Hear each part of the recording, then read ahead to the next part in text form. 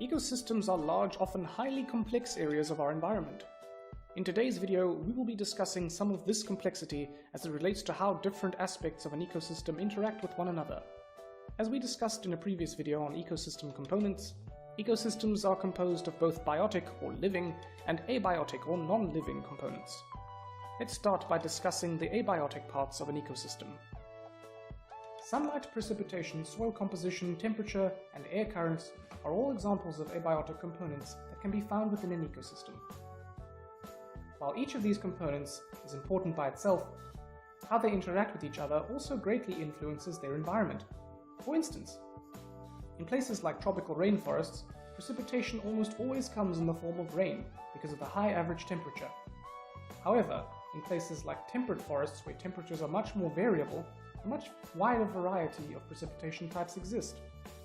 Even though the two habitats are both dominated by trees, the difference in temperature ranges results in vastly different precipitation types and amounts.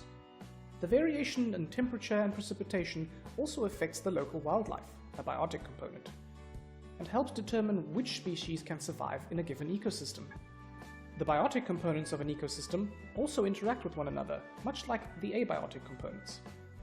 One of the best examples of this is how the various trophic levels interact with each other.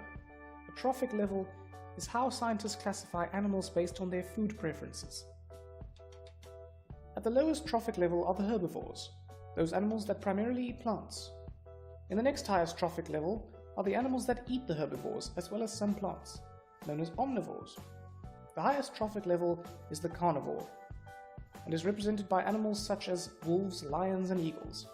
Each of these trophic levels interacts with the other either directly or indirectly.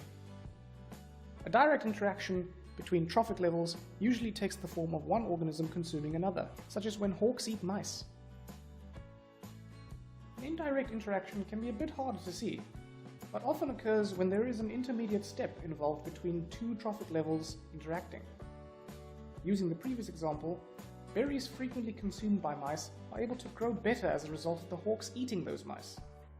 In this example, the interaction is the hawk aiding the berries' growth by consuming the mice that eat them. Which trophic level do you think has the most direct interaction with other trophic levels? Pause the video and have a think. If you said the intermediate trophic level, or the one that contains omnivores, you're right.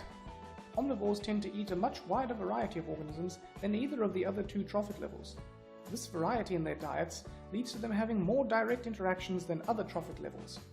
Interactions within an ecosystem can also occur between abiotic and biotic components.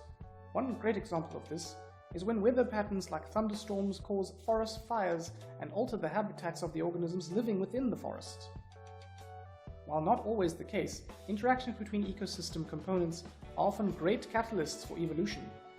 But that's a topic for another video.